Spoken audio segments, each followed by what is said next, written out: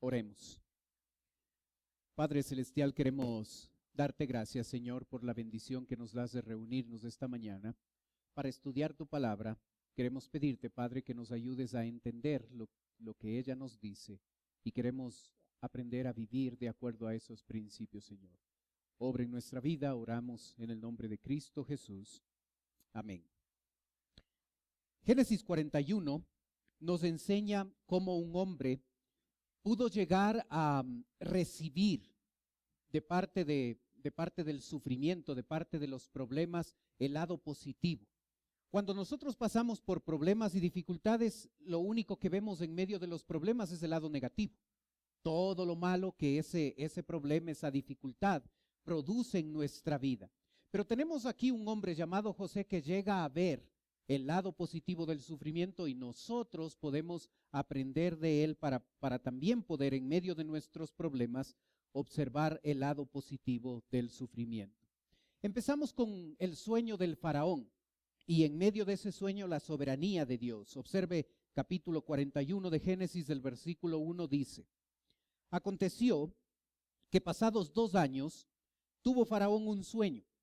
Le parecía que estaba junto al río y que del río subían 7 vacas hermosas a la vista y muy gordas y pacían en el prado, y que tras ellas subían del río otras 7 vacas de feo aspecto y enjutas de carne, y se pararon cerca de las vacas hermosas a la orilla del río, y que las vacas de feo aspecto y enjutas de carne devoraban a las 7 vacas hermosas y muy gordas, y despertó Faraón.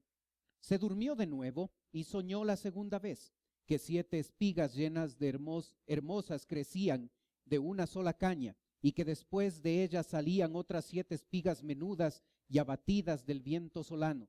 Y las 7 espigas menudas devoraban a 7 espigas gruesas y llenas, y despertó Faraón, y he aquí que era un sueño.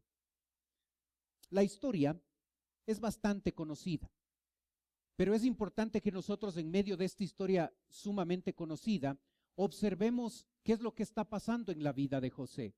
El versículo 1 dice: aconteció que pasados 2 años tuvo Faraón un sueño.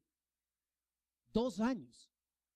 A los 11 años que ya llevaba José padeciendo como esclavo allá en Egipto, ahora se le suman 2. Son 13 años que este hombre ha llegado a experimentar el sufrimiento. José en este momento tiene 30 años. Había llegado a Egipto a los 17. La Biblia dice en Job: mas él conoce mi camino, me probará y saldré como oro. Job llega a entender lo que también entiende José, que el sufrimiento, el hecho de que somos probados, va a producir en nosotros oro. Es decir, vamos a ser refinados por el Señor. El oro, para poder encontrarlo, procesarlo y dejarlo listo para que ese oro forme una bella joya, es un proceso largo y es un proceso difícil. Los problemas y dificultades en nuestra vida están diseñadas por el Señor para que esos problemas puedan pulir nuestra vida. Podamos ser mejores personas, mejores esposos, mejores cónyuges, mejores hijos, mejores trabajadores, mejores cristianos.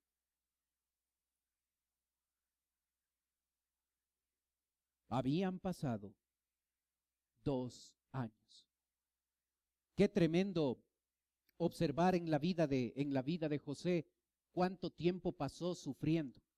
A veces nosotros nos quejamos, no a los 13 años, a los 13 minutos ya estamos quejándonos de lo que nos pasa. Este hombre experimentó 13 años sufrimiento siendo esclavo y probablemente 3 de esos años permaneció en una prisión. Cuando este hombre llega a tener este sueño, llega a llamar a los especialistas en sueños, a los magos.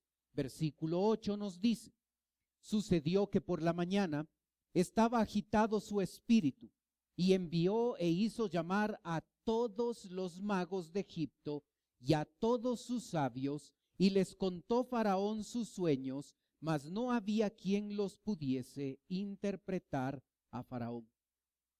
Era más que un sueño. Había sido una pesadilla. El espíritu de Faraón estaba agitado, había tenido una mala noche. Estaba intranquilo. Y la manera usual de interpretar los sueños en ese lugar era llamar a los magos y llamar a los sabios, quienes eran especialistas en el arte de interpretación.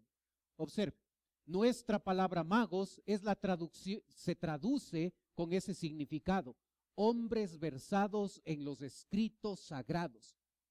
No está hablando, los escritos sagrados no es una referencia a la palabra de Dios, es una referencia a los libros antiguos que se habían acumulado en Egipto, de antiguos sabios, de antiguos magos que habían estudiado las estrellas y los sueños y todo eso, y ellos habían registrado en libros que ellos consideraban sagrados todo lo que habían aprendido acerca de la interpretación de los sueños. Así es que los magos no eran personas que en ese momento se les pidió una opinión. Era gente que había pasado años estudiando acerca de los sueños, del análisis de los jeroglíficos, estudiando el movimiento de las estrellas. Eran especialistas en la interpretación de los sueños. Es a esta gente que Faraón llega a llamar para que puedan interpretar esos sueños. Después de que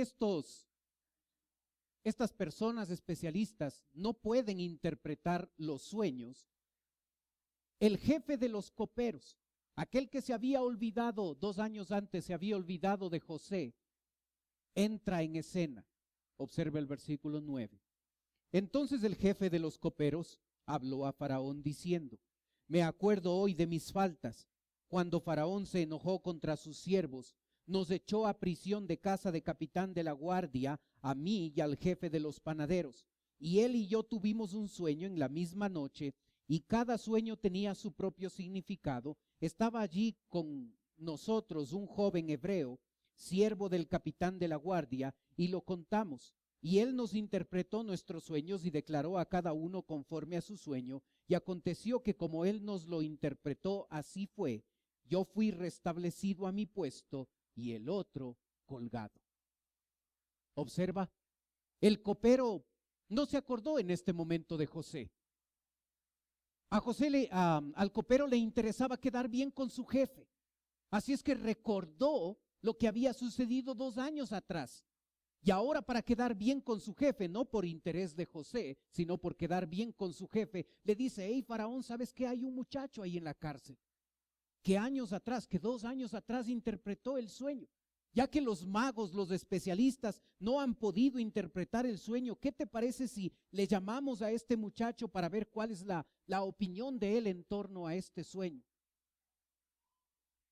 Esa circunstancia hizo que José se presente ante Faraón. Observe versículo 14. Entonces Faraón envió y llamó a José, y lo sacaron apresuradamente de la cárcel, y se afeitó y mudó sus vestidos y vino a Faraón. Mientras todo esto pasaba en el palacio, José, sin saberlo, siendo un día común y corriente como los otros, de pronto le van a buscar a José. Y de manera apresurada le sacan de la cárcel, le piden que se afeite porque la barba era considerada algo negativo para los egipcios. Le hacen mudar sus vestidos, probablemente se echó un buen baño, y con la vestimenta adecuada con la que se debe presentar ante el faraón, este hombre José acude ante Faraón. Observa, apresuradamente. Cuando nosotros enfrentamos dificultades, nosotros queremos que los problemas no duren mucho. Queremos que inmediatamente se solucionen, que inmediatamente pueda existir una resolución a lo que a lo que está pasando. Aquí tenemos a un hombre que ha aguantado 13 años y mientras para José podía parecer mucho tiempo, era el tiempo justo que Dios necesitaba para formar el carácter de este hombre. 13 años. Cuando llegó el momento, apresuradamente le sacaron de ahí.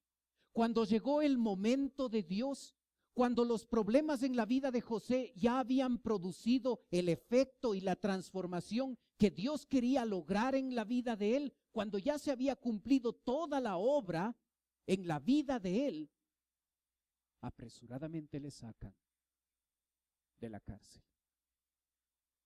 Hermano, no es a nuestro tiempo, es en el tiempo de Dios.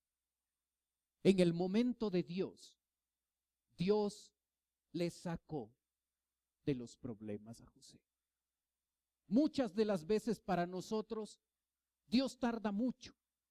Dios se ha olvidado de nosotros. Dios nos ha dejado sufrir demasiado con esa dificultad, con ese problema. Y a nosotros nos parece que debería ser más rápido Dios. Pero Dios lo hace lo más rápido que puede, de acuerdo a cómo nosotros lo permitimos.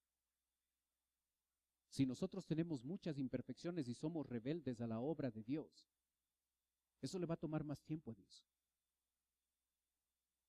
José era imperfecto. Era tan imperfecto que Dios necesitó 13 años para formar su carácter. ¿Cuánto tiempo necesita Dios para nosotros? ¿Necesita menos de 13 años? Cuando nosotros vemos nuestras fallas, las áreas de nuestra vida que todavía necesitan cambio del Señor, ¿necesitaríamos menos tiempo? ¿Necesitaríamos más años que José para poder participar de esa transformación que Dios quiere lograr? Dios iba lo más rápido que Moisés le permitía, que José le permitía. Y durante 13 años Dios estuvo formando a este hombre. Y cuando llegó a terminar ese proceso de transformación, apresuradamente lo sacaron.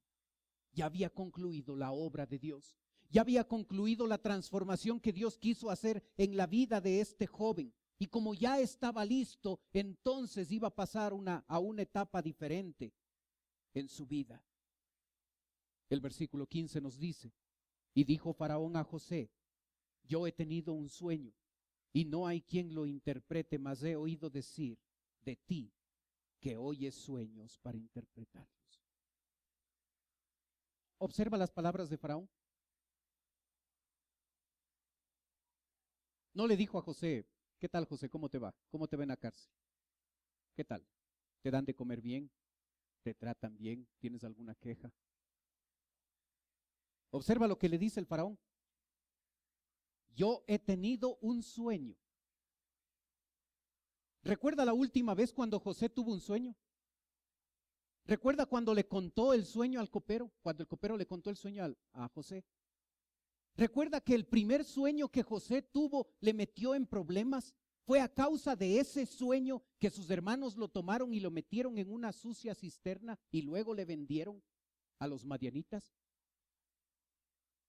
Recuerda que después de mucho tiempo un copero llega a la prisión y el copero y el panadero le cuentan un sueño a José. Y él, poniendo las esperanzas de que el copero iba a interceder por Faraón, el contarle ese sueño, lo único que produjo es que José estuvo 2 años más ahí. Y ahora viene Faraón y le dice: tengo un sueño. Si usted y yo hubiéramos estado en la situación de José, probablemente le hubiéramos dicho: ¿sabes qué? No, gracias. No quiero saber nada acerca de sueños. Me ha ido re mal cada vez que he escuchado un sueño. Así es que anda nomás a buscar a otra persona que te ayude con esto, porque a mí me va mal con esto. Observamos la actitud de José, una actitud humilde. El verso 16 dice, respondiendo José a Faraón diciendo, no está en mí, Dios será el que dé respuesta propicia a Faraón. Qué tremendo que José llega a tener un acto de voluntad significativo. Le da la gloria a Dios. Él no le dice a Faraón, ¿sabes qué? Yo soy experto en sueños. Yo tengo un doctorado en esto, he pasado gran parte de mi vida en esto. Así es que ven nomás, yo te voy a ayudar. Dime nomás el sueño, has venido a la persona correcta. Yo voy a interpretar el sueño para ti. ¿Qué dice José? No está en mí. Dios será el que dé respuesta. ¿Cuántas veces nosotros llegamos a robar la gloria que le pertenece a Dios? ¿Cuántas veces llegar a conseguir un título universitario, llegar a conseguir un ascenso, llegar a conseguir una promoción, algo en nuestra vida, nosotros llegamos a pensar, llegamos a considerar que es algo que yo hice? Yo he invertido tiempo, yo me he quemado las pestañas, yo me he esforzado por esto, yo he hecho esto, yo he logrado esto. José dijo, no está en mí. Dios dirá la interpretación. Qué tremenda humildad este hombre. Le quiso dar el reconocimiento a Dios, porque él había hecho esto. Es significativo que el capítulo 41 menciona 7 veces la palabra Dios. Y de esas 7, 5 veces aparece como referencia a la interpretación de los sueños por los labios de José. Esto no, para José el dar la gloria a Dios no fue un accidente, no fue una palabra aprendida en ese momento que dijo, era parte de su vida. Lo menciona en el capítulo muchas veces haciendo referencia a que es Dios el que va a darle interpretación, a que es Dios el que se merece la gloria y la honra. Él no quiso robar nada del honor, de la gloria que le pertenecía solamente a él. No quiso llevarse los aplausos. El sufrimiento le había enseñado, había transformado a este jovencito en un hombre que le daba la gloria a Dios. En este escenario, el versículo 17 nos muestra cómo Faraón relata el sueño. Y luego en el versículo 25 relata la interpretación de este sueño. Observe el versículo 17. Entonces Faraón dijo a José, en mi sueño me parecía que estaba a la orilla del río, y que del río subía 7 vacas de gruesas carnes y hermosa apariencia, que pacían en el prado, y otras 7 vacas subían después de ellas flacas y de muy feo aspecto, tan extenuadas que no he visto otras semejantes en fealdad en toda la tierra de Egipto. Y las vacas flacas y feas devoraban a las 7 primeras vacas gordas, y éstas entraban en sus entrañas, mas no se conocía que hubiesen entrado, porque la apariencia de las flacas era aún mala, como al principio. Y yo desperté. Vi también soñando que 7 espigas crecidas en una misma caña, llenas y hermosas, y que otras 7 espigas menudas, marchitas, abatidas del viento solano, crecían después de ellas, y las espigas menudas devoraban a las 7 espigas hermosas. Y lo he dicho a los magos, mas no hay quien lo interprete. Entonces respondió José a Faraón, el sueño de Faraón es uno mismo. Dios ha mostrado a Faraón lo que va a hacer. Las 7 vacas hermosas, 7 años son, y las 7 espigas hermosas, 7 años. El sueño es uno mismo. También las 7 vacas flacas y feas que subían tras ellas son 7 años, y las 7 espigas menudas y marchitas del viento solano, 7 años serán de hambre. Esto es lo que respondo a Faraón. Lo que Dios va a hacer lo ha mostrado a Faraón. He aquí vienen 7 años de gran abundancia en toda la tierra de Egipto, y tras ellos seguirán 7 años de hambre, y toda la abundancia será olvidada en la tierra de Egipto, y el hambre consumirá la tierra. Y aquella abundancia no se echó de ver a causa del hambre siguiente, la cual será gravísima, y el suceder el sueño a Faraón 2 veces significa que la cosa es firme de parte de Dios y que Dios se apresura a hacerla. El sueño es sencillo interpretar. Tenemos la interpretación aquí. 7 años de abundancia que van a ser seguidos por 7 años de una tremenda escasez. A más de la interpretación de los sueños, José va a actuar como consejero del faraón y le va a dar una recomendación a Faraón. Y en el versículo 33 le va a decir: por tanto, provéase ahora Faraón de un hombre, de un varón prudente y sabio, y póngalo sobre la tierra de Egipto. Hermano, yo quiero que vea aquí en la recomendación en la recomendación de José. Yo quiero que usted llegue a ver principios administrativos tremendos que conocía y aplicaba José. El primero de ellos está en la frase: por tanto, provéase ahora Faraón. Y usted en la diapositiva siguiente puede observar que en nuestra Biblia dice: por tanto, provéase ahora Faraón. Pero en el original, y no sé si puede ver los números muestran el orden de las palabras en el texto original. El texto original dice: por tanto, ahora provéase Faraón. Un sutil cambio, pero tremendamente importante. Porque después de la conclusión, después del por tanto, se está dando un énfasis importante en el ahora. Lo que José está haciendo es mostrándole a este hombre, a Faraón, le está mostrando que es urgente que se escoja una persona que pueda aprovechar esos 7 años de abundancia y pueda administrarlos, así como los 7 años de escasez. Y aquí un principio importante para nosotros. Dios no nos habla para informarnos. Dios nos habla para que le obedezcamos. Cuando usted abre la Biblia, cuando usted y yo leemos lo que Dios nos dice, cuando escuchamos una predicación, cuando Dios se comunica con nosotros, no es para hacernos saber cosas. Sí lo hace. Pero lo principal, cuando Él habla, es para que nosotros, sus hijos, respondamos con obediencia. José le dice a Faraón: es ahora que toca tomar una decisión. Es ahora cuando tú, Faraón, debes decidir, escoger una persona adecuada, apropiada, para que esta persona pueda administrar estos 14 años que tenemos por delante.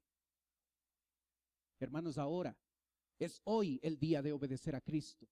Es hoy el día de escuchar su voz y hacerle caso. No podemos postergarlo para mañana, para el mes siguiente. Cuando Dios habla, Dios quiere de usted obediencia. Él no le está informando. Él requiere obediencia. Es ahora. Es ahora que nosotros debemos ser obedientes al Señor.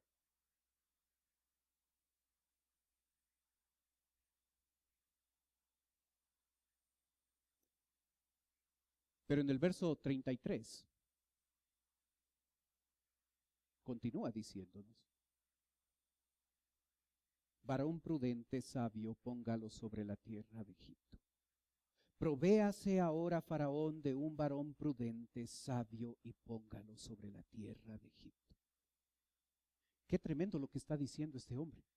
Prudente está hablando de una persona que tenga capacidades técnicas.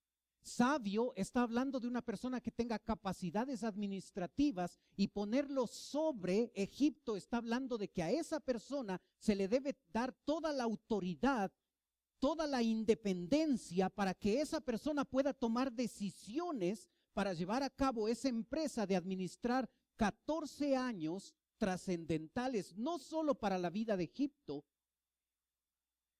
sino para la vida del mundo alrededor. Qué tremendo consejo administrativo. Qué tremendo consejo al escoger personas para poner en puestos de liderazgo. Qué tremendo concepto para poder promocionar a una persona dentro de un trabajo. La persona debe tener capacidades técnicas, debe llegar a tener capacidades administrativas y se le debe dar toda la autoridad, toda la independencia para que esta persona pueda tomar decisiones y pueda hacer el trabajo. ¿Se da cuenta cuán valiosos fueron esos 13 años de capacitación? Tanto administrando autos estacionados afuera, salir urgente, por favor. Debe haber alguna persona que está llevando sus autos. Los demás, síganme atendiendo, por favor. Deme 30 segundos para recordar lo que estaba diciendo.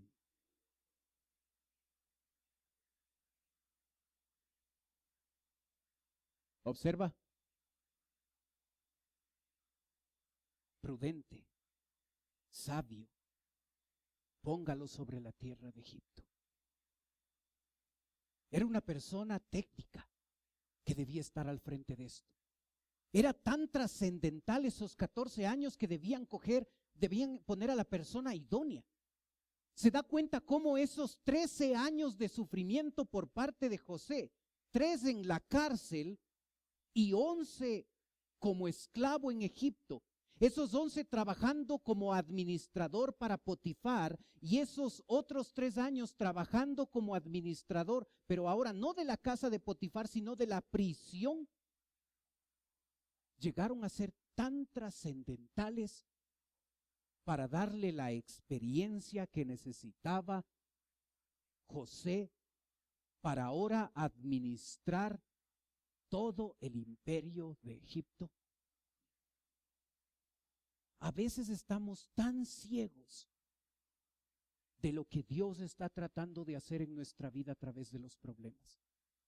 A veces no nos damos cuenta que Dios no nos tiene metidos en dificultades y en problemas porque le encanta hacernos sufrir.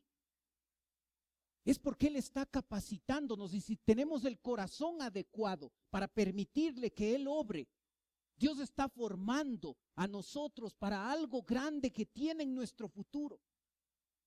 Fueron esenciales esos 13 años de sufrimiento para José, para que sea el gobernador que iba a ser sobre Egipto.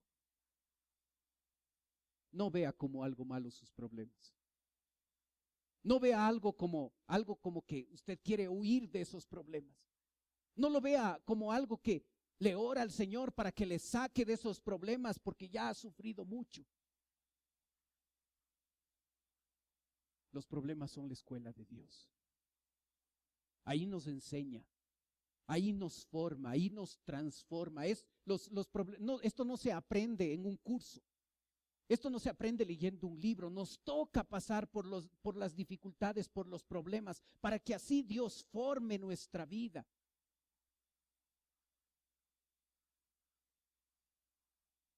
José iba a ser el gobernador de Egipto, pero no podía ser el gobernador de Egipto si no pasaba por 13 largos años de sufrimiento y de capacitación para llegar a ser el hombre que fue. Hermanos, su problema es una bendición. Su problema es una bendición disfrazada. Dios está tratando de formar. Dios está tratando de transformar. Dios está tratando de hacer algo grande a través de ese problema. Y en esta recomendación de José, le dice: es necesario nombrar un administrador. Pero también el versículo 44 nos sigue dando algunos conceptos importantes. El texto dice: haga esto, Faraón, y ponga gobernadores sobre el país y quinte la tierra de Egipto en los 7 años de la abundancia. Lo que está haciendo José es decirle a Faraón: esto no es un trabajo de una sola persona. Se necesita un administrador, alguien que esté al frente, responsable ante ti, Pero esto no es trabajo de uno solo. Se necesita un equipo de trabajo, se necesita mandos medios, gobernadores que se ubiquen en diferentes lugares de este imperio para que ellos puedan tener el control de la producción y esa producción se guarde, se almacene y se utilice adecuadamente. Qué tremendo administrador, lo había aprendido muy bien. El concepto de trabajar en equipo, mire dónde está. No es un invento de los administradores modernos. Se necesita trabajar en equipo. Y luego, si leemos el versículo 34, podemos ver el plan completo de José.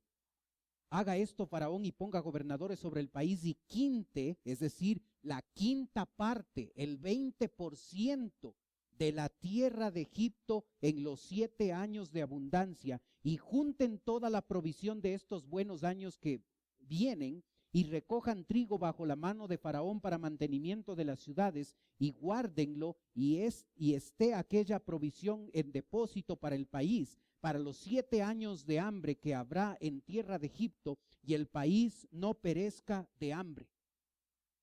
Necesitamos tomar un plan de almacenamiento. Cuando hay vacas gordas, no es para comernos las vacas gordas en ese rato.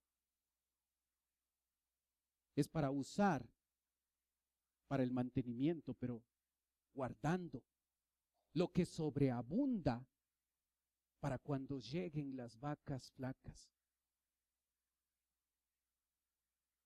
Qué tremendo consejo sería este para nuestro pueblo hoy en día.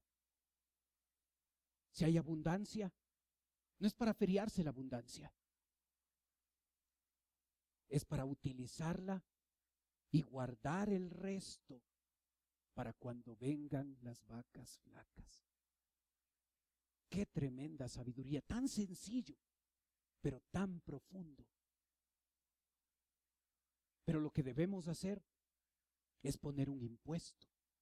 Así es que el 20%, la quinta parte, ese 20%, va a ser destinado para tomar esa producción mayor que va a existir, esa abundancia mayor que va a existir, tomar el 20% de eso y guardarlo como reserva para enfrentar los 7 años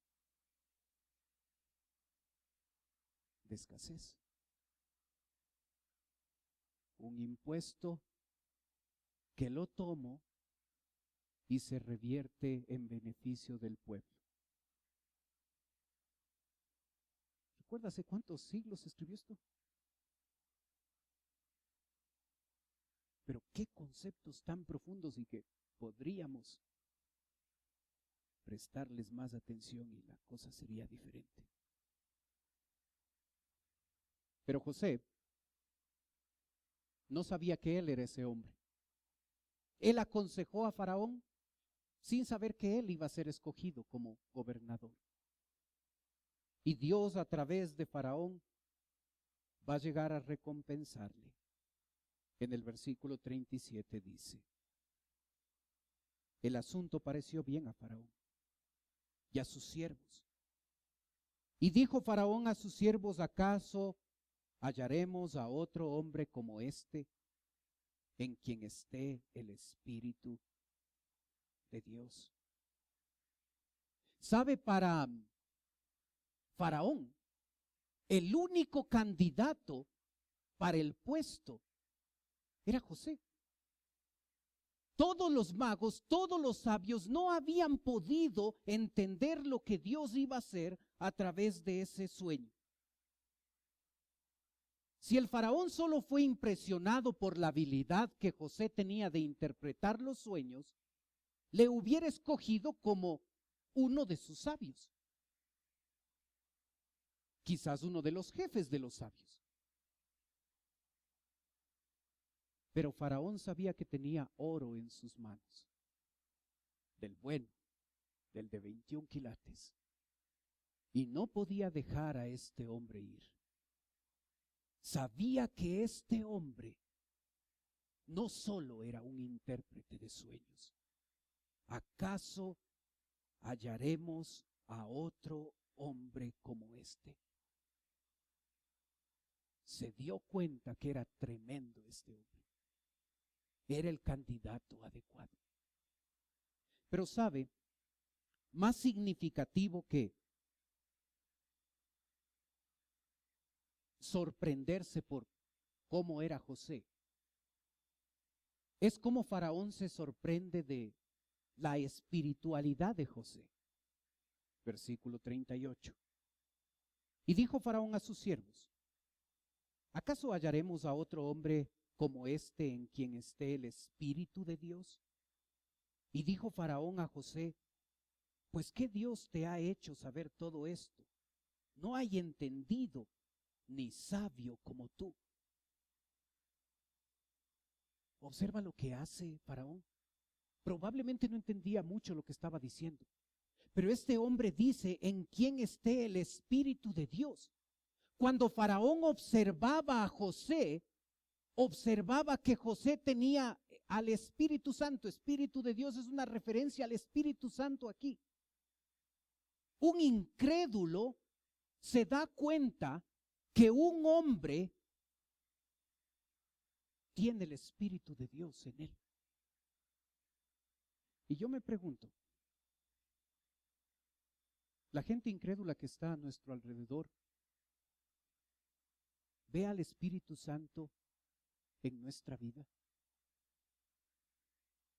La gente con la que trabajamos, nuestros vecinos, la gente con la que pasamos muchas horas durante la semana, observa a nosotros, nos observa vivir de tal forma que ellos llegan a ver no solo las habilidades técnicas, administrativas que podemos haber aprendido en la universidad, sino llegan a observar que hay algo espiritual en nuestra vida. Pueden llegar a ver que somos llenos del Espíritu Santo. Pueden darse cuenta que somos especiales, somos diferentes, porque Dios está obrando ahí.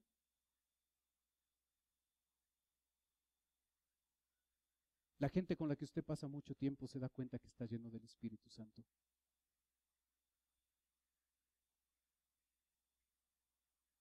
Para este incrédulo Faraón, fácilmente se dio cuenta que este hombre estaba lleno del Espíritu. Y sabe, si nosotros, o si usted se llega a preguntar: pero pastor, ¿cómo sé que estoy lleno del Espíritu?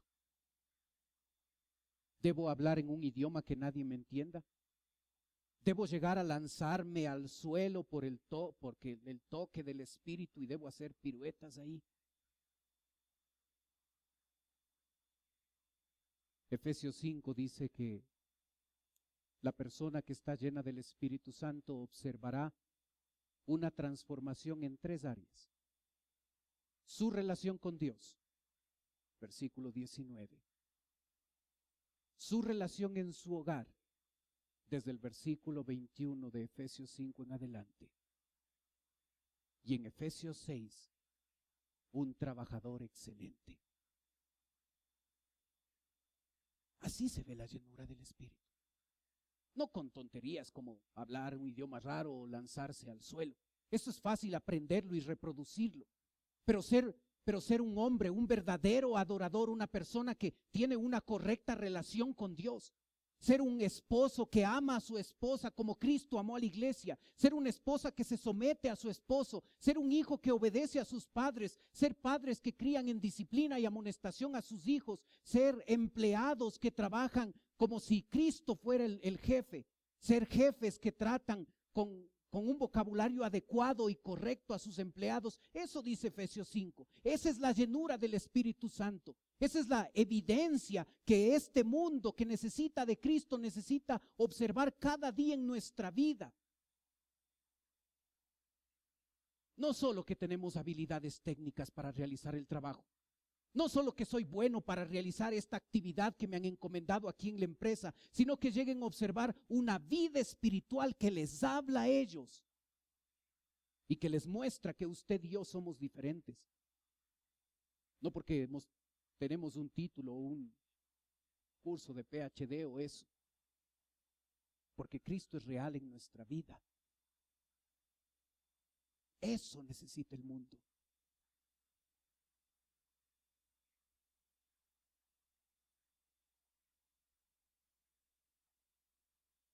El versículo 40.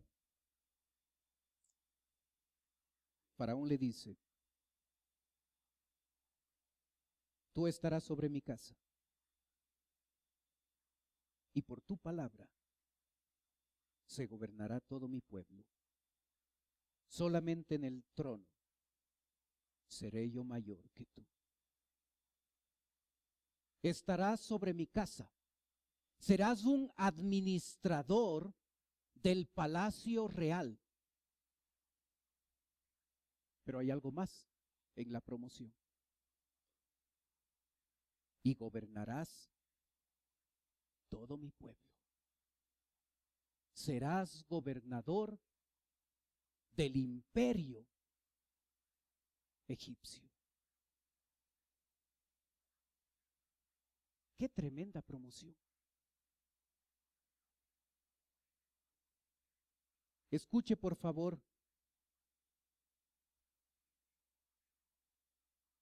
lo más importante del mensaje.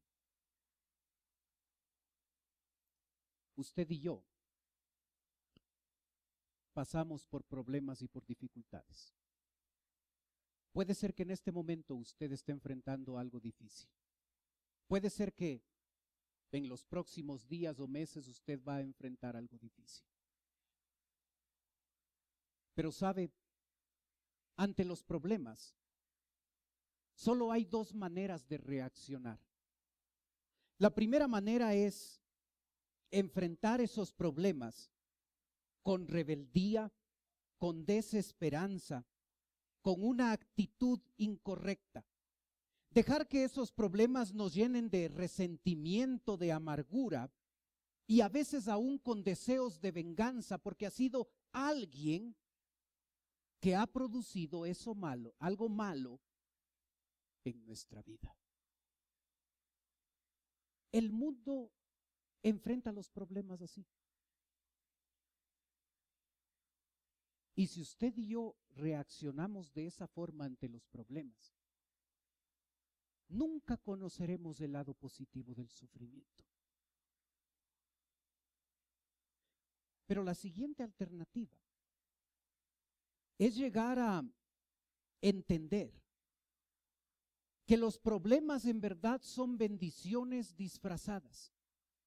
Llegar a entender que en medio de esos problemas que nos afligen, nos hacen llorar, nos afectan, yo puedo llegar a confiar en Dios. Puedo llegar a decidir entregarle el control a Dios de mis dificultades. Decirle a mi Señor: aquí está esto que pasa. Me duele, me afecta, pero sé que tú puedes usar esto para mi beneficio. Sé que tú puedes usar estos problemas para transformar mi vida, para hacerme un mejor esposo, una mejor esposa, un mejor hijo, un mejor padre. Así es que en vez de tratar de rechazar lo que tú quieres hacer, yo voy a tener una actitud correcta frente a esto. Y a pesar de que me duele y a pesar de que no se resuelven rápidamente estos problemas que estoy enfrentando, me someto a ti. Dejo que tú hagas la obra que quieres hacer. Te permito a ti que transformes mi vida, transformes mi corazón. Porque como dice Santiago capítulo 1, hermanos míos, tened por sumo gozo cuando os halléis en diversas pruebas, sabiendo que la prueba de vuestra fe produce paciencia, mas tenga la paciencia su obra completa,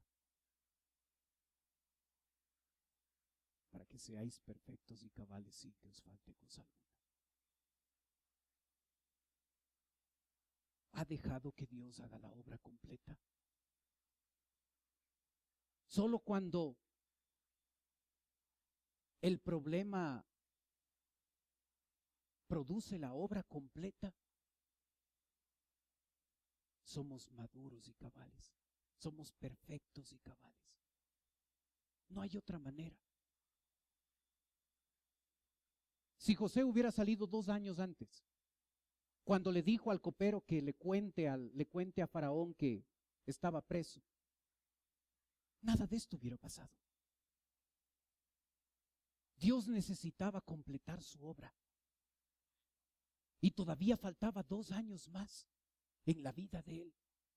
Así es que puede ser que usted va a enfrentar un problema que demora un poco. No empiece con una buena actitud y cuando falta poco ya para que Dios complete su obra, echamos a perder todo.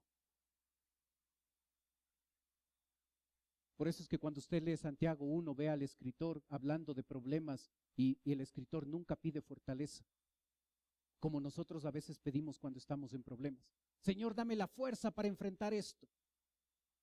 ¿Se da cuenta que Santiago 1 no pide fortaleza? Pide sabiduría. Señor, no permitas que yo desperdicie esta oportunidad, este problema en mi vida, impidiendo que tú hagas el cambio que quieres hacer en mi corazón. Cuando la obra es completa, eso produce perfección y cabalidad. Perfección, madurez cristiana. Cabalidad, madurez en todas las áreas de la vida.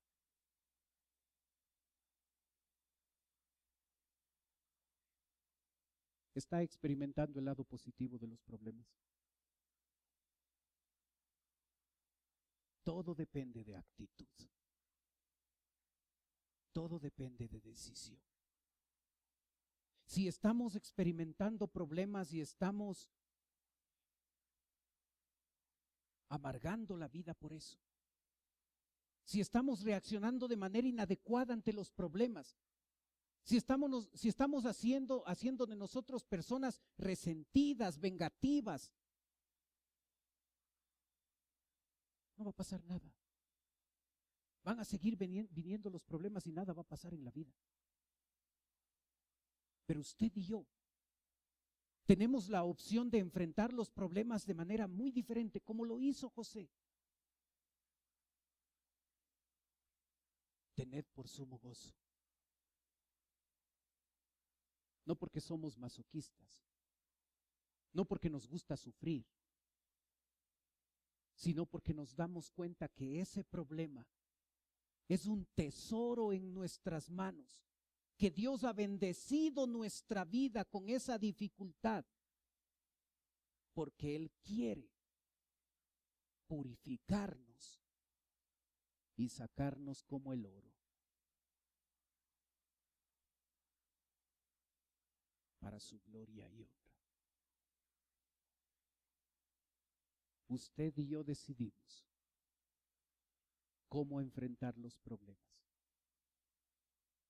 Y usted se va a dar cuenta que vamos a poder aplicar este mensaje muy pronto.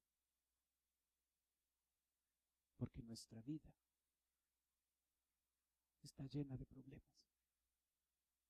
Así es que no desperdiciemos las oportunidades que Dios nos está dando para crecer. Aprovechémosla para dejarle a nuestro Señor transformar nuestra vida. Pero usted y yo decidimos enfrentar los problemas como siempre lo hemos hecho, o enfrentar los problemas con una actitud diferente, viéndolos como bendiciones para mi vida, a través de las cuales Dios quiere transformar mi persona. Y solo ahí conoceré el lado positivo del sufrimiento. Oremos.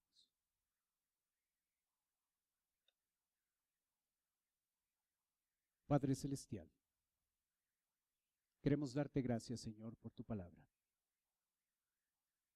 Gracias, Padre, porque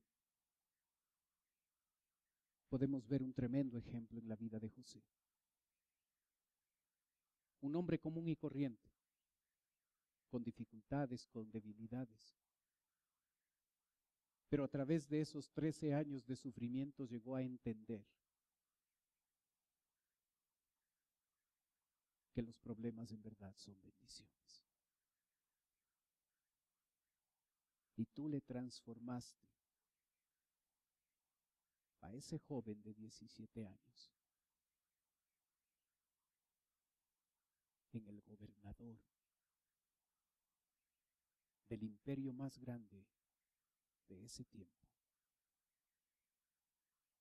Padre, ayúdanos a nosotros a enfrentar los problemas con esta actitud. Señor, muchas veces te hemos pedido fortaleza, ayuda en medio de los problemas. Pero Señor, queremos pedirte sabiduría. Ayúdanos a que no desperdiciemos la oportunidad que tú nos das de pasar por tremendas cosas, sabiendo que tú quieres hacer tremendos cambios. Ayúdanos. Mientras usted sigue orando, por favor. Puede ser que esta mañana nos está visitando alguien que viene por primera vez. Y si ese es su caso, y usted dice, pastor, yo vengo por primera vez, yo quisiera que usted ore por mí. Mientras los demás tienen sus ojos cerrados, usted puede levantar un ratito su mano y con eso me está diciendo, vengo por primera vez. Gracias, veo su mano. Alguien más por primera vez con nosotros. Gracias, veo su mano arriba también. Alguien más por primera vez. Veo su mano también. Gracias. Bájela nomás. Gracias, veo sus manos también. ¿Sabe? En un ratito voy a orar por usted que nos visita. Quisiera ofrecerle algo más, totalmente voluntario. No se sienta obligada, no se sienta obligado a hacerlo, pero si desea hacerlo, yo quisiera en este momento invitarle a usted a que tome sus cosas y pueda pasar a la parte de abajo donde estoy yo. Si usted lo hace, alguien de nuestra iglesia se va a acercar, le va a llevar a otro lugar y en un lugar privado esa persona va a conversar un momento con usted. Los demás están teniendo sus ojos cerrados para que a usted no le dé recelo, no le dé vergüenza de pasar. Pero si quiere hacerlo, este es el momento. Permítanos servirle. Venga, gracias por ser la primera. Venga, no importa si está un poco lejos de donde estoy yo.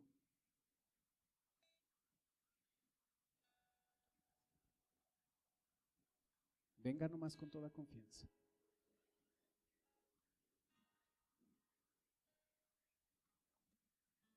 Vengan nomás, no importa que están lejos.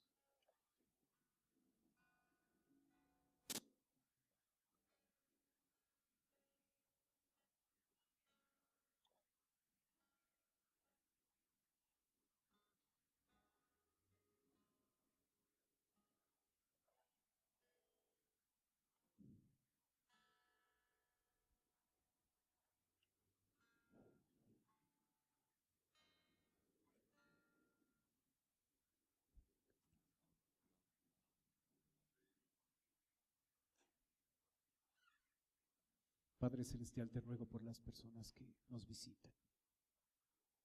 Señor, tú que conoces su necesidad, yo te pido, Padre, que tú puedas suplirla conforme a tu voluntad. Ruego por ellos, Señor, si todavía no te han recibido como Salvador, que hoy pueda ser el día de salvación. Te pido, Padre, por nosotros, Señor, que nuestra confianza esté en ti. Que podamos asirnos de ti, podamos confiar en ti en medio del sufrimiento y que no desperdiciemos la grandiosa oportunidad que nos das para ser transformados por tu mano. Ayúdanos, Señor, a experimentar el lado positivo del sufrimiento. Oramos en el nombre de Cristo Jesús. Amén. Puestos de pie, cantemos, por favor.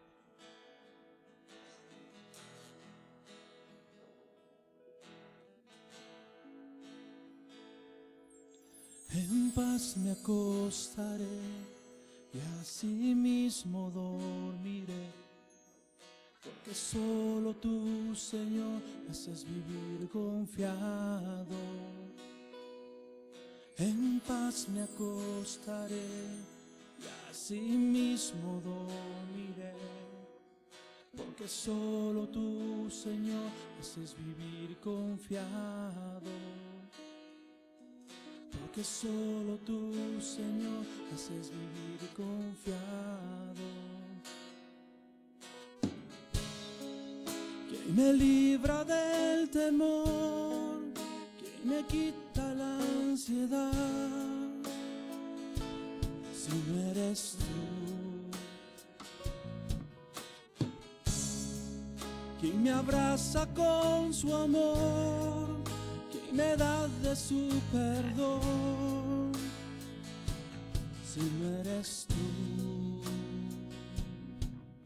En paz me acostaré y así mismo dormiré, porque solo tú, Señor, me haces vivir confiado. En paz me acostaré y así mismo dormiré, porque solo tú, Señor, me haces vivir confiado. Porque solo tú, Señor, me haces vivir confiado. Quien me libra del temor, quien me quita la ansiedad, si no eres tú. Quien me abraza con su amor, quien me da de su perdón, si no eres tú. Quien me libra del temor, quien me quita la ansiedad, si no eres tú. Quien me abraza con su amor, quien me da de su perdón, si no eres tú. Las voces. En paz me acostaré y así mismo dormiré, porque solo tú, Señor, me haces vivir confiado. En paz me acostaré y así mismo dormiré, porque solo tú, Señor, me haces vivir confiado. Porque solo tú, Señor, me haces vivir confiado. En paz.